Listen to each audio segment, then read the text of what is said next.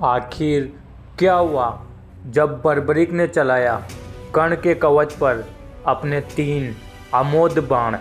जी हाँ दोस्तों, क्या होता अगर बर्बरीक कर्ण पर अपना 3 बाण चला देते? क्या सूर्यपुत्र दानवीर कर्ण बर्बरीक के तीनों बाणों को काट पाते?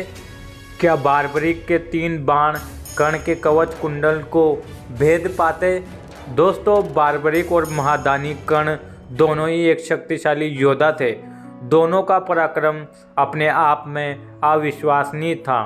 दोस्तों, बता दें कि कर्ण माता कुंती और सूर्य के अंश से जन्मे थे। इनका जन्म एक खास कवच और कुंडल के साथ हुआ था, जिसे पहनकर उन्हें दुनिया की कोई भी ताकत परास्त नहीं कर सकती थी। दोस्तों, आपको बता दें कि माता कुंती का विवाह पांडु के साथ हुआ था, लेकिन कर्ण का जन्म कुंती के विवाह से पहले ही हो गया था। कर्ण की खासियत ये थी कि वो कभी भी किसी को भी दान देने से पीछे नहीं हटते थे। कोई उनसे कुछ भी मांगता था तो वो दान जरूर देते थे, और महाभारत के युद्ध में यही आदत उनके वध की वजह बनी।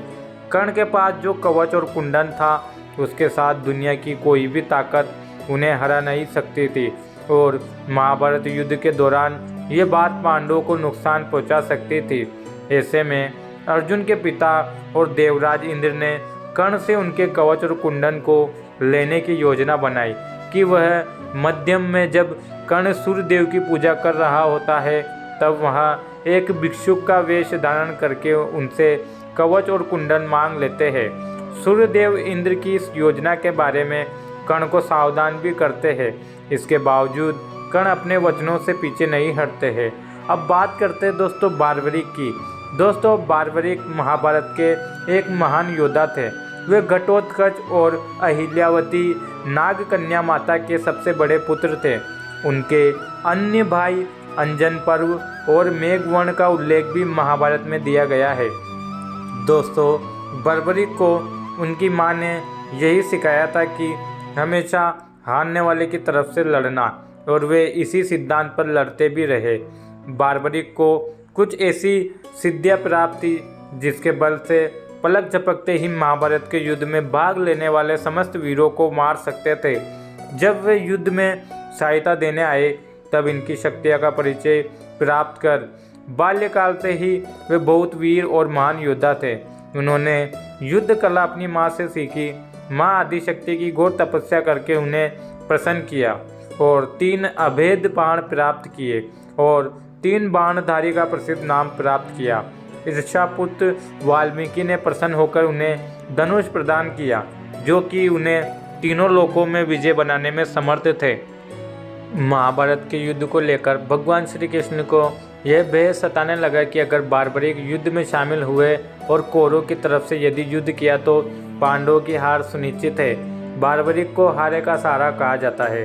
भगवान की चिंता थी बर्बरीक हारने वाले सेना का साथ देंगे, और कौरवों की इस युद्ध में हार हो रही थी।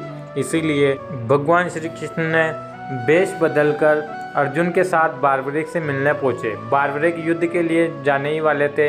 अचानक भगवान श्री कृष्ण और अर्जुन ब्राह्मण का वेश बनाकर बर्बरीक के सामने आ गए और उनके पास 3 बाण देखकर उनका मजाक उड़ाने लगे, और उन्होंने कहा कि चुनौती दे दे, अगर श्रेष्ठ धनुर्धर है तो सामने खड़े पीपल के पेड़ के सारे पत्ते एक ही तीर में गिराकर दिखाइए। बर्बरीक भगवान की बातों में आ गए और तीर चला दिया, जिससे कुछ क्षण में सभी पत्ते गिरकर श्री कृष्ण के पैरों के पास चक्कर लगाने लगा। इस तीर ने श्री कृष्ण के पैर को भी भेद दिया था।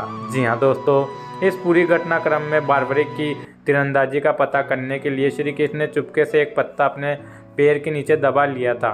इसी कारण उनको उसकी ताकत का पता चल गया था। जब श्री कृष्ण को यकीन हो गया कि बर्बरीक जिस तरफ से भी लड़ेंगे दूसरे पक्ष की हार तय है, इस पर उन्होंने पूछा कि बर्बरीक किस तरफ से युद्ध करोगे, तो बर्बरीक ने उत्तर दिया कि अपनी माँ को वादा कर चुके हैं, जिस पक्ष की भी हार होगी मैं उसी की तरफ से लड़ूंगा।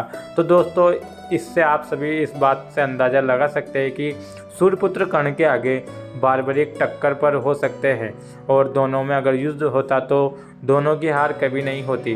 तो दोस्तों, आज के लिए इतना ही। मिलते हैं फिर एक नई वीडियो में। अगर आप हमारे चैनल पर नए हैं तो चैनल को ज़रूर सब्सक्राइब करें। धन्यवाद।